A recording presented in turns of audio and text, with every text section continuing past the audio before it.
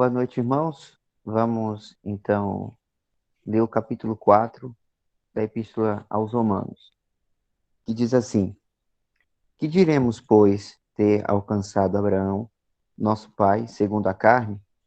Porque se Abraão foi justificado pelas obras, tem de que se gloriar, mas não diante de Deus. Pois, que diz a Escritura? Creu Abraão em Deus, e isso lhe foi imputado como justiça. Ora, aquele que faz qualquer obra, não lhe é imputado galardão segundo a graça, mas segundo a dívida. Mas aquele que não pratica, porém crê naquele que justifica o ímpio, a sua fé lhe é imputada como justiça.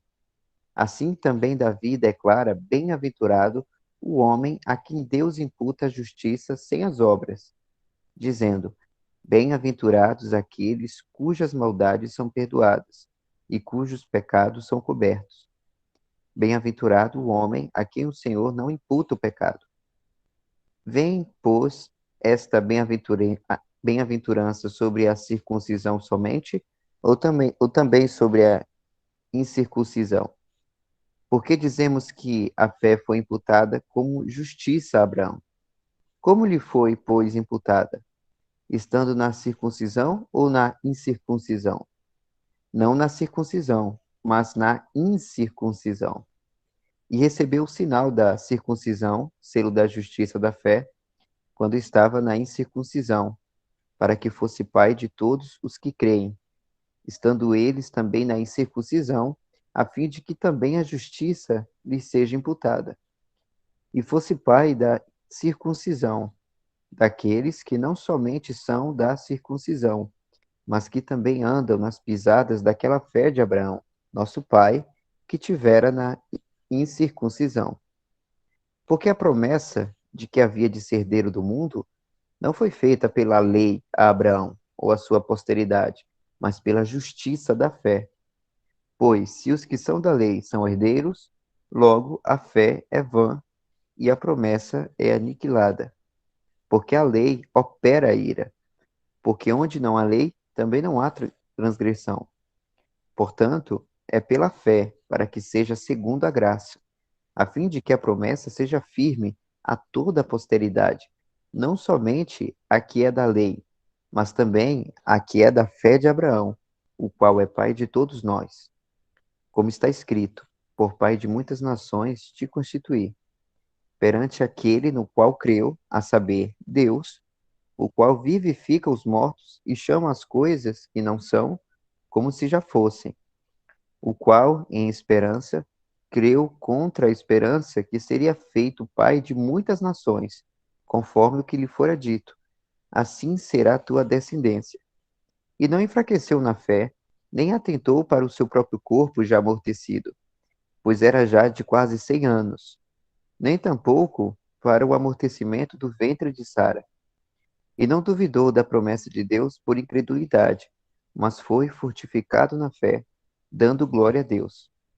E estando certíssimo de que o que ele tinha prometido também era poderoso para o fazer, pelo que isso lhe foi também imputado como justiça. Ora, não só por causa dele está escrito que ele fosse tomado em conta, mas também por nós, a quem será tomado em conta, os que cremos naquele que dos mortos ressuscitou a Jesus, nosso Senhor, o qual por nossos pecados foi entregue e ressuscitou para a nossa justificação.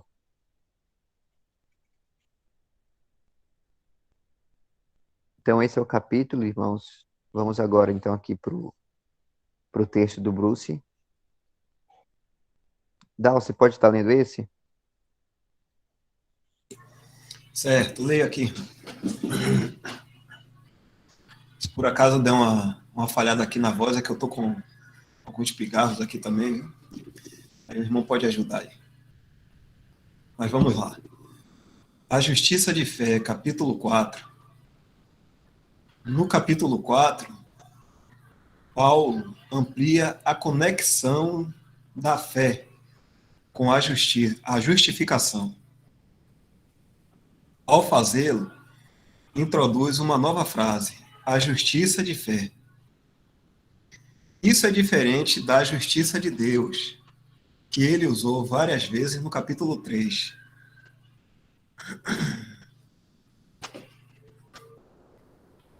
A justiça de Deus tem a ver com Deus agindo para a bênção do homem, de acordo com a sua santidade e amor, assegurando bênçãos para os homens. Isso aconteceu na cruz, de uma vez por todas.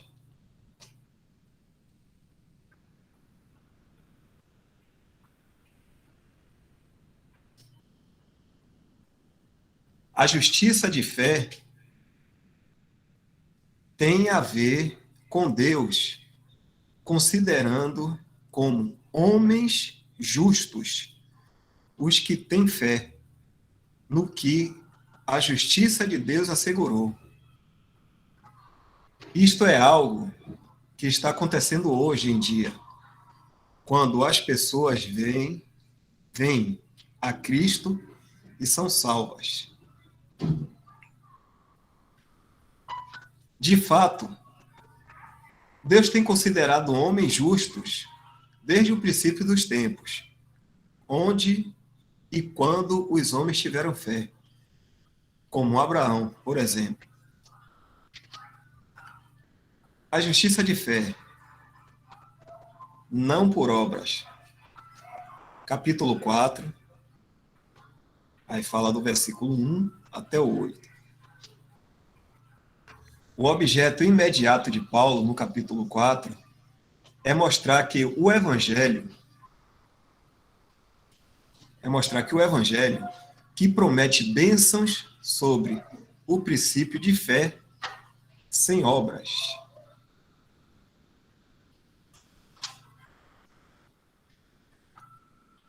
Está em plena concordância com as Escrituras do Velho Testamento. O que o irmão está falando aí é que, desde a Antiguidade, desde o Velho Testamento, o princípio de Deus para a salvação de todo homem sempre foi por fé. Nenhum homem fez nenhuma obra para se justificar diante de Deus para ser salvo. Então vou ler de novo essa parte. O objeto imediato de Paulo no capítulo 4 é mostrar que o Evangelho, que promete bênçãos sobre o princípio de fé sem obras, está em plena concordância com as Escrituras do Velho Testamento. Por isso, a justiça de fé não é algo novo. De fato, sempre foi o princípio sobre o qual Deus abençoou o homem. Paulo sabia que precisava estabelecer esse ponto rapidamente ao desdobrar a verdade do Evangelho, de modo a não perder a atenção dos judeus que naturalmente viam o Evangelho como algo que minava a lei e o que tinham no judaísmo. Dal, você quer que eu aumente mais a letra ou tá bom? Bom, tá ótimo aí para mim. É porque eu vou pausando mesmo assim para dar tempo da gente meditar um pouco.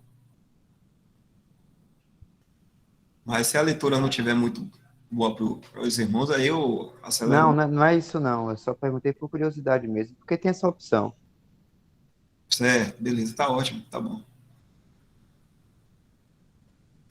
Aí o evangelho que é apresentado por Paulo aqui, vou voltar essa parte, só estou fazendo um comentário, viu, irmãos?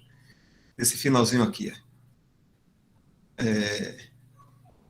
Paulo foi rápido em explicar essa questão da justiça de fé para chamar a atenção dos judeus que, naturalmente, na parte de cima aqui da gente está vendo, viam o evangelho, que é por graça, como algo que minava a lei e o que tinham no judaísmo. Então, eles achavam que isso era uma ameaça. Vou continuar lendo aqui agora. Para ilustrar o fato de que a justiça de fé não é algo novo, Paulo seleciona dois santos conhecidos do Velho Testamento, Abraão e Davi, e examina como eles foram abençoados. essas não eram pessoas sem importância na organização judaica. Interessante, né? Abraão é o maior patriarca da nação e Davi é o maior rei da nação.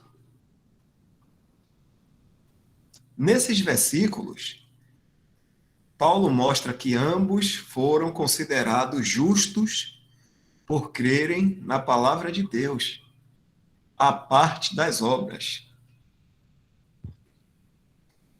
Notemos que no capítulo 3, Paulo enfatizou a fé em Jesus Cristo e fé no seu sangue. Isto é, a pessoa e obra de Cristo. Mas agora, no capítulo 4, Paulo enfatiza a fé em Deus, que dos mortos ressuscitou a Jesus. Jesus, nosso Senhor. Só até aí, só para fazer esse comentário aqui. Porque ele está dizendo que enfatiza a fé em Deus? Porque a própria pessoa do Senhor Jesus, o nome dele não era conhecido lá no Antigo Testamento. Mas Jeová, sim, Deus era conhecido. Então ele enfatiza a fé em Deus, né, para explicando aí aos judeus também, né, aos romanos, e diz que esse mesmo Deus é o mesmo Deus que dos mortos ressuscitou a Jesus Cristo. Aí pode passar, Michel. Nosso Senhor. Então ele coloca de uma forma geral a fé em Deus, né? Neste capítulo, o foco está em crer em Deus, aceitando por meio de sua palavra. Isso é necessário para a certeza do crente. Abraão e Davi também ilustram, em tipo, os dois lados da justificação. Vamos ver aqui. Abraão ilustra o lado positivo da justificação. Ele obteve uma posição justa diante de Deus. Versículos de 1 a 5.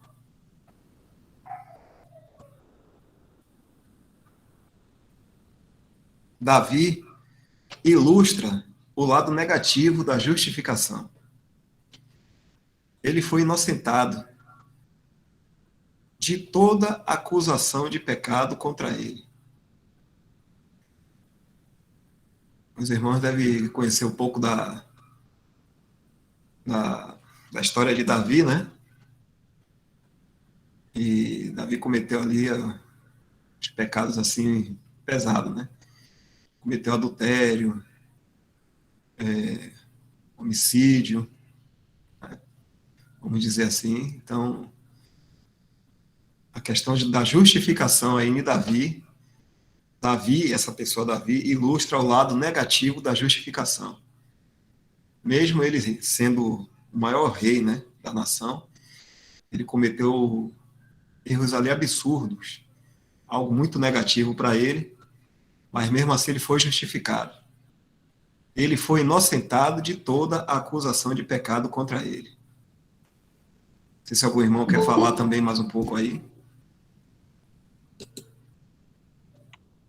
Esses dois pontos aí, de Abraão e Davi, é o que é lembrado sobre graça e misericórdia. A graça é aquilo que Deus dá e oferece a uma pessoa sem ela merecer. Então, no caso, lembra aí o exemplo de Abraão, dele obter uma posição justa diante de Deus. E o lado da misericórdia é Deus, ele não dá e não conceder algo em que a pessoa merecia receber, no caso, a condenação. E então nós temos essas duas coisas de Deus, a graça e a misericórdia, né? Nós, como igreja, nós somos elevados ao ponto de estarmos em Cristo com todas as bênçãos espirituais, né? Que é uma coisa que é muito além da justificação, né? Mas nós somos um povo privilegiado de Deus, por estarmos em uma posição tão alta ao ponto de sermos filhos de Deus como o Senhor também é, e ser aceito como Cristo é aceito diante do Pai. Então, é um lado positivo nessa questão, né? São bênçãos, algo superior, graça. No caso de Davi, para nós é nesse ponto de não receber aquilo que a gente merecia receber. Se a gente visasse apenas o lado justo de Deus e não de amor, né? Nós poderíamos ser condenados eternamente num lago de fogo por nossas próprias ações, e se Deus assim o fizesse por nós, ele continuaria sendo justo, porque a gente realmente merecia. Então, a justificação, ele nos tira disso, né? Ou seja, é um ato de misericórdia de Deus, assim como Davi é tipificado nesse ato de misericórdia, quando diz que ele foi inocentado de toda acusação de pecado contra ele. Da mesma maneira, somos nós. Por isso que quando uma pessoa ela conhece o Evangelho da Graça, ela se regozija em Deus primeiro por essa notícia, que é a base, né, a porta de entrada. Você é perdoado de todos os seus pecados, você está justificado em Cristo Jesus. Depois, com o caminhar dele, né, em comunhão com o Senhor, com o Pai, com o Filho, e vivendo, né, nos interesses de Cristo, ele vai começar a entender a sua posição e o lugar que ele foi levado diante de Deus.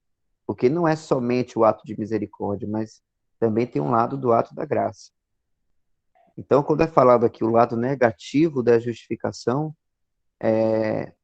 não é para ser interpretado porque a justificação tem um lado negativo, não. É a questão, o lado negativo que é cessado por causa da justificação. Essa deve ser a interpretação correta. Porque, logicamente, a justificação não tem um lado ruim, né? Graças a Deus. É isso, Dal.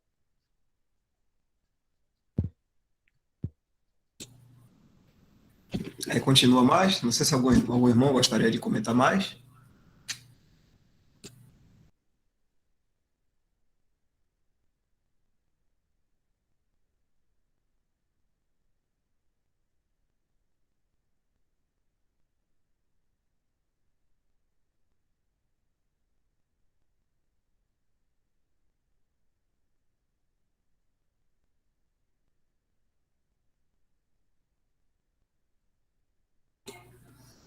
Então, Michel, continua mais ainda aí.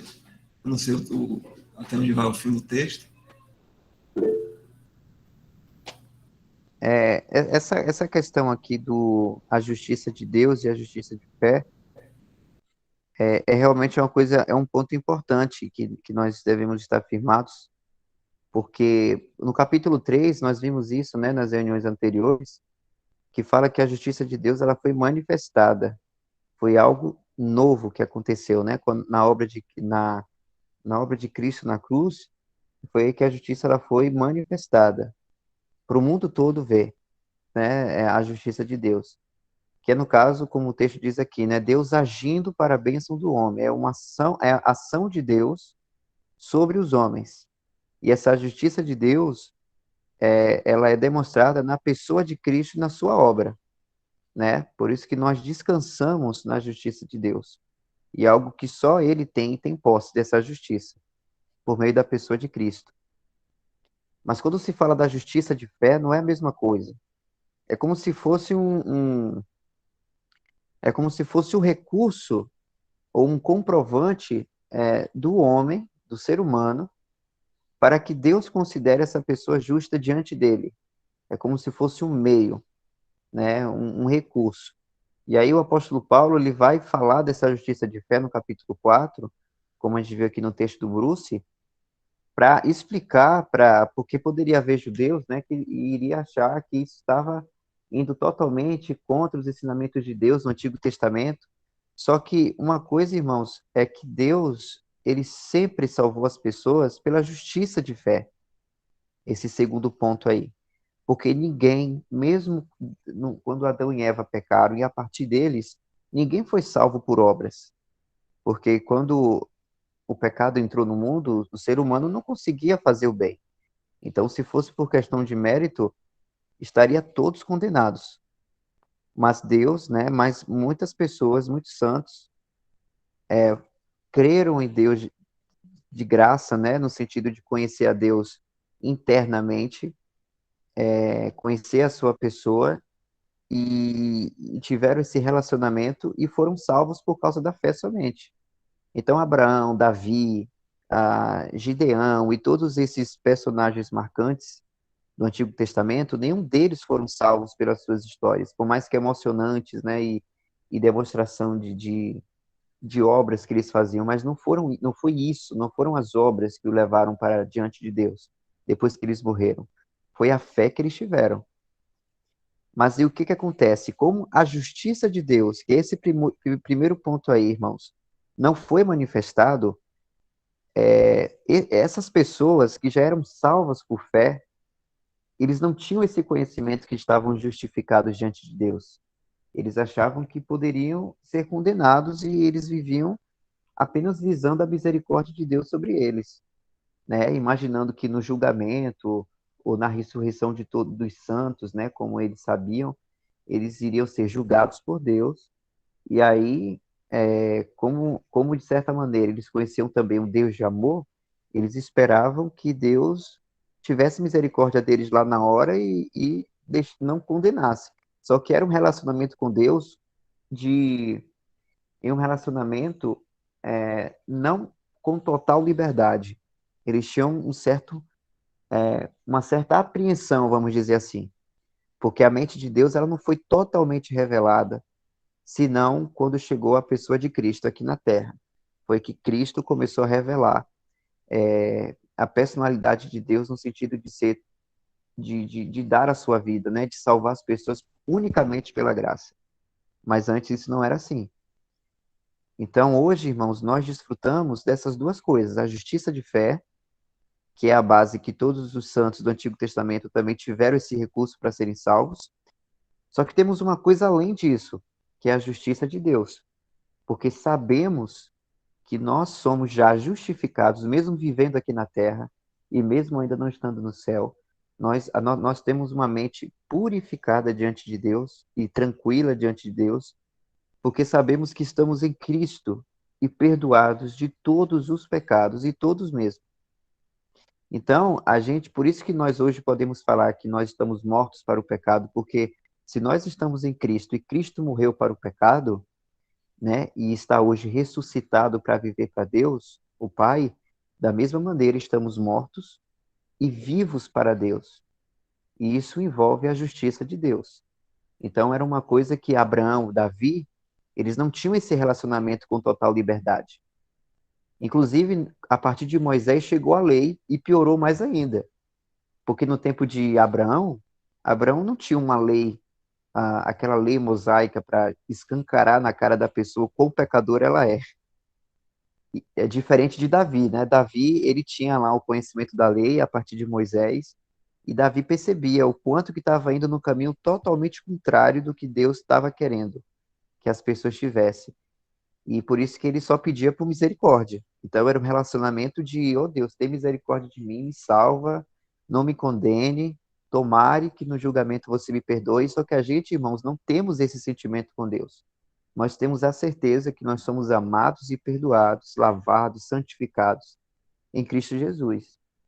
E é muito importante entender isso, porque se nós estivermos tendo esse relacionamento com Deus, ah, nesse relacionamento de medo, de insegurança por achar que não estamos com total liberdade diante dele, nós não vamos ter um relacionamento firmes no Senhor e com o nosso Pai, né? Com o nosso Deus e Pai.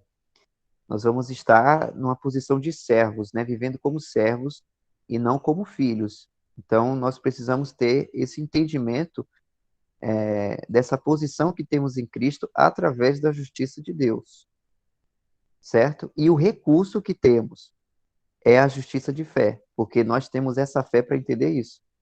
É isso que Paulo coloca aqui, né? Paulo não, perdão, Bruce,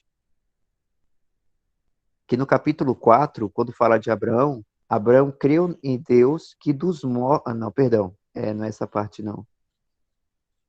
Quando fala que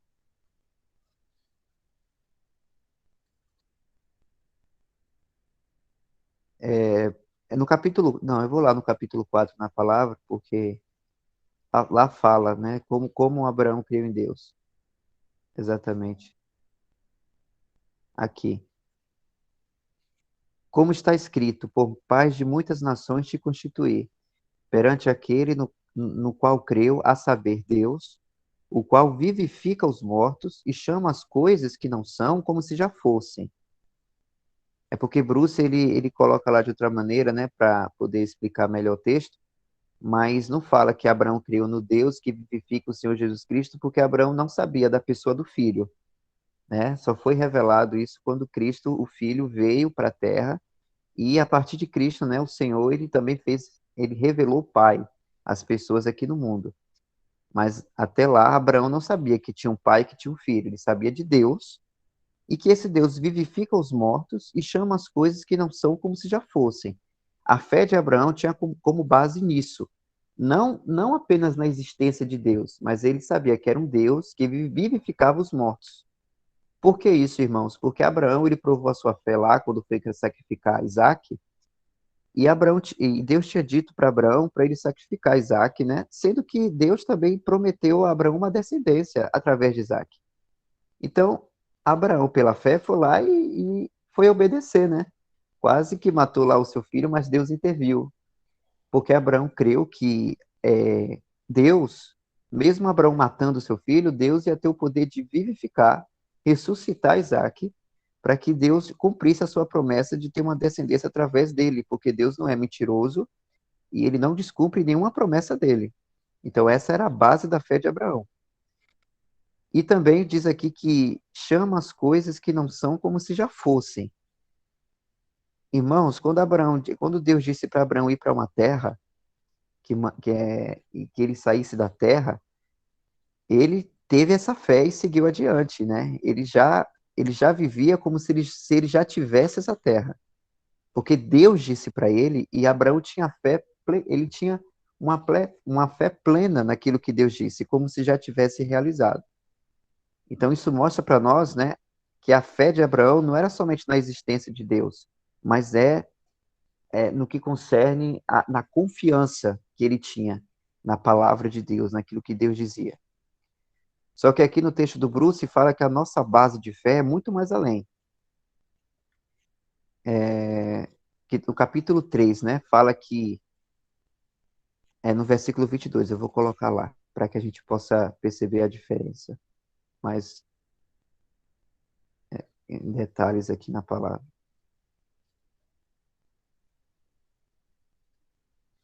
Aqui, ó, essa é a nossa base. Isto é, a justiça de Deus pela fé em Jesus Cristo para todos e sobre todos os que creem, porque não há diferença.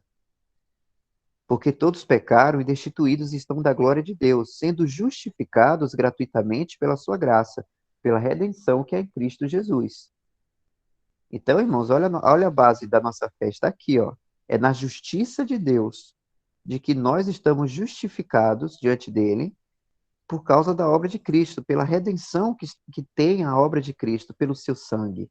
Então é uma coisa muito superior. Mas tem uma semelhança nisso com com a relação em Abraão, que é o quê? A palavra de Deus. Os dois são palavras de Deus. A diferença é que essa aqui, para nós, é algo muito superior e que nos traz total liberdade. Então, precisamos entender essa diferença para estarmos firmes. É como se Deus nos falasse, né? É como se nós temos essa obra no Senhor Jesus Cristo ressuscitado, e Deus falasse como falou para Abraão, né? Só que não falando agora que para nós irmos a uma terra geográfica aqui na terra, como foi para Abraão. Mas é Deus nos dizendo o seguinte: você está justificado, você está liberto, você não entrará em julgamento, e você está em Cristo com todas as bênçãos espirituais. E a qualquer momento, o meu filho, o Senhor Jesus Cristo, vai buscar vocês para viver eternamente nos céus ao lado dele para sempre, numa posição privilegiada. Então, continua sendo a palavra de Deus, mas percebeu a posição e o chamado como é totalmente diferente? É a mesma palavra. Então, irmãos, é muita alegria, né? Nós pela fé, por esse mesmo recurso que Abraão teve, de nós podermos entender essa mensagem, né, e desfrutar desde aqui essa liberdade e esse nosso chamado também. E como, assim como Abraão foi, né, prosseguindo por essa terra que Deus mandou, nós esperamos a nossa terra, né, só que é um lugar celestial, né, e é ao lado de Cristo, que é o que nos interessa mais, né? É isso, irmãos. Obrigado.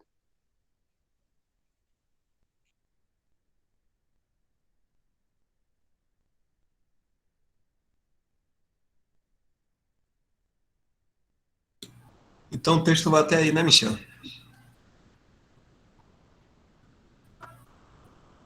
O próximo tópico aqui vai entrar em detalhes em Abraão. Ah, certo. O horário já bateu aqui. O irmão José Nilton aí, quer fazer uma pergunta, irmão?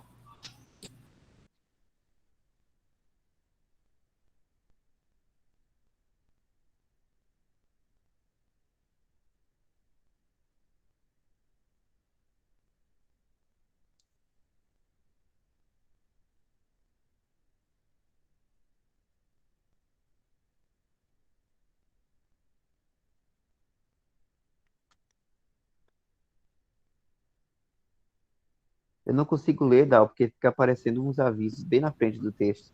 É, o José Nilton está perguntando aqui, né? A justificação hoje, após a obra de Cristo, não tem o lado ruim em razão da graça dada por Deus Pai, em razão de Cristo. Ok? Foi assim o entendimento do irmão?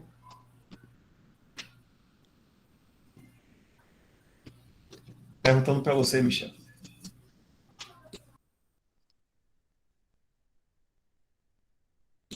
Quer que eu leia de novo? Não, eu acho que eu entendi. Então, irmão, foi o que eu acabei falando mais cedo. No texto, é porque no texto do Bruce lá, ou até eu não sei se foi a forma que foi traduzido, pode dar a entender que a justificação tem um lado negativo, mas não é isso que o texto está querendo dizer realmente. É do lado negativo, no caso daquilo que a gente merecia ter, só que foi tirado isso de nós por causa da justificação. Mas a justificação tem dois lados, a graça e a misericórdia. A graça foi a posição que nós temos em Cristo quando nós cremos no Evangelho da Graça, né? Nós estamos em Cristo, que é o mais próximo que uma criatura pode ter diante de Deus, né? E por isso que nós somos filhos de Deus, temos todas as bênçãos espirituais, somos noivas e membros, somos a igreja noiva de Cristo e somos membros do corpo de Cristo. Então isso é uma posição muito privilegiada. Então é um sentido de graça, porque Deus nos elevou a essa posição, nos deu isso. Quando fala do lado negativo, é o lado negativo no caso daquilo que a gente merecia receber, mas a justificação nos tirou isso. Deus não nos dá isso por causa dessa justificação, por sermos justos diante de Deus. Então tem esses dois lados. Então quando fala do lado negativo, não é da justificação, é do nosso lado mesmo. É o que a gente iria receber de negativo, mas merecendo de certa forma. Entendeu, irmão José? E também não sei se eu estou falando de uma maneira que dê para entender.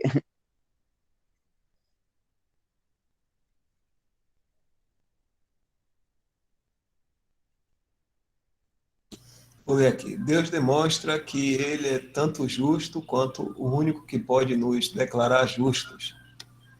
Ele é o nosso justificador. Ok? Então, É, fala, Idal, fica à vontade. ele colocou aqui: Deus demonstra que ele é tanto juiz justo, quanto o único que pode nos declarar justos. Ele é o nosso justificador, como está em Romanos 3, 26. Ok? É isso mesmo. O Senhor, depois da obra da cruz, e quando ele ressuscitou, Deus colocou todas as coisas, né, sobre a sua pessoa, total controle, toda a proeminência, toda a glória, toda a honra, e o Pai entregou tudo a ele, né? E agora ele sendo um justo juiz, ao mesmo tempo ele está salvando todos pela fé, que é o recurso, para ser livrados da condenação, porque o poder na obra da cruz revelou essa justiça de Deus. Deus agora sendo revelado totalmente como justo e amor. Isso lembra a passagem lá de quando o apóstolo Pedro vai pregar para Cornélio, Atos 10. Vou compartilhar aqui novamente.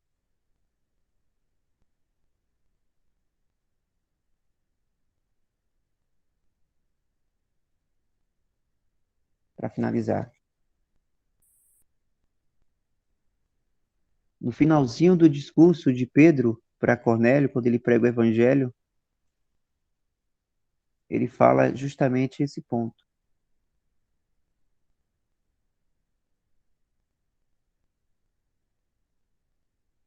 Aqui, a partir do verso 40. A este ressuscitou Deus ao terceiro dia e fez que se manifestasse não a todo o povo, mas as testemunhas que Deus antes ordenara, a nós que comemos e bebemos juntamente com ele, depois que ressuscitou dos mortos, e nos mandou pregar ao povo e testificar que ele é o que por Deus foi constituído juiz dos vivos e dos mortos.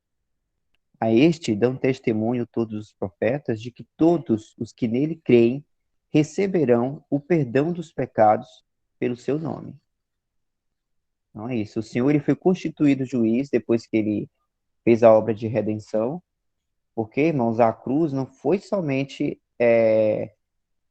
Na verdade, a gente não tem noção, né? Não dá para nem falar a magnitude que foi a obra de Cristo na cruz, porque não se limitou apenas a salvar pecadores, mas o Senhor resolveu o problema do pecado de tudo diante de Deus. Por isso que sua obra foi perfeita para Deus, né?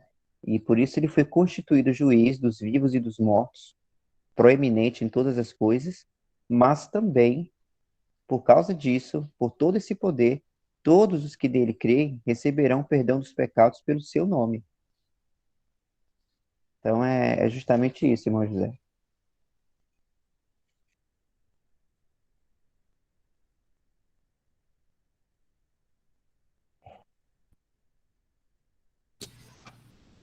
Então, ok, irmãos. Nosso horário chegou. Não sei se a gente pode fazer um resumo rápido, né? Sem um comentário. Michel, o que você quer compartilhar aí, pessoal, fazer um resumo? Resumo não, na verdade, uma releitura, né?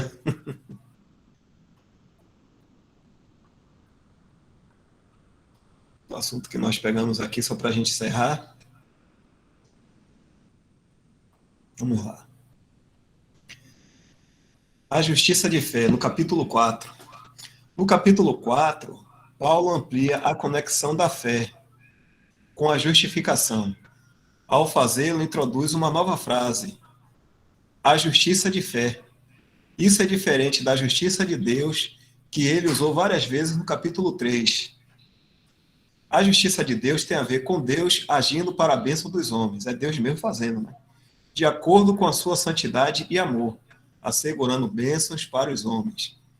Isso aconteceu na cruz de uma vez por todas. A justiça de fé tem a ver também com Deus, considerando como homens justos os que têm fé, no que a justiça de Deus assegurou. Isto é algo que está acontecendo hoje em dia, quando as pessoas vêm a Cristo e são salvas. De fato, Deus tem considerado homens justos desde o princípio dos tempos, onde e quando os homens tiveram fé, como Abraão, por exemplo. A justiça de fé, não por obras. O capítulo 4, do versículo de 1 até 8. O objeto imediato de Paulo no capítulo 4 é mostrar que o evangelho, que promete bênçãos sobre o princípio de fé sem obras, está em plena concordância com as escrituras do Velho Testamento. Por isso, a justiça de fé não é algo novo. De fato, sempre foi o princípio sobre o qual Deus abençoou o homem.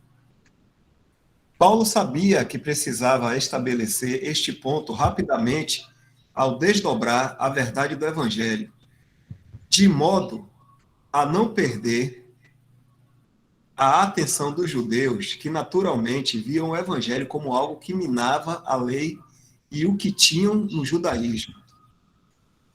Para ilustrar o fato de que a justiça de fé não é algo novo, Paulo seleciona dois santos conhecidos do Velho Testamento, Abraão e Davi, e examina como eles foram abençoados.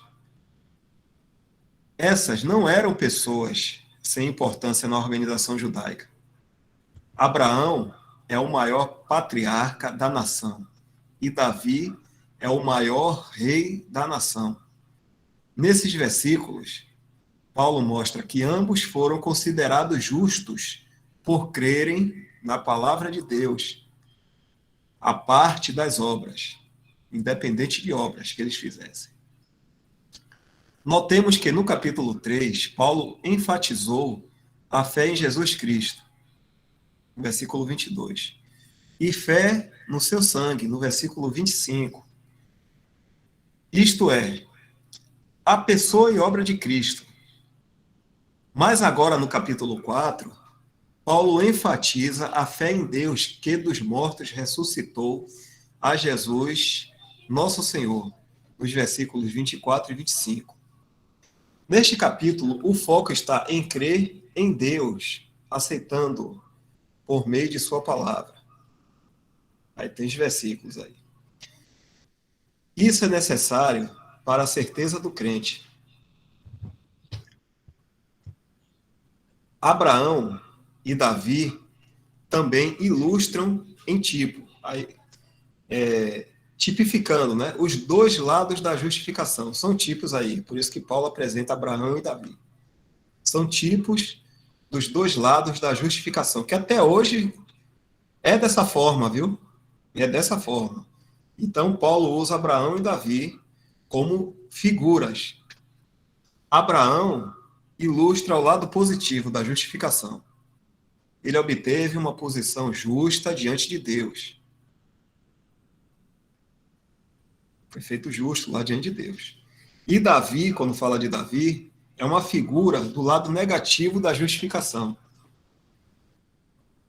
Por quê? Ele foi inocentado de toda acusação de pecado contra ele. Ele foi feito justo, Davi, porém, nessa justificação ele foi inocentado. É essa questão que o irmão Michel está falando, né? Que esse lado negativo não é a justificação tem uma parte negativa, não. É que aquilo que era negativo naquela pessoa, a justificação agiu nela. Só um momento. A justificação agiu nela, inocentando ela. Então, a justificação teve esse lado também de inocentar uma pessoa que, sabe, era uma vida muito negativa, né? E aqui a gente encerra nossa leitura e meditação. O irmão Michel gostaria de estar agradecendo para a gente encerrar, Michel? Posso sim, vamos lá. Meu Deus, meu Pai, estamos aqui, Pai, para agradecer por essa reunião de hoje, nesta noite, e ficamos felizes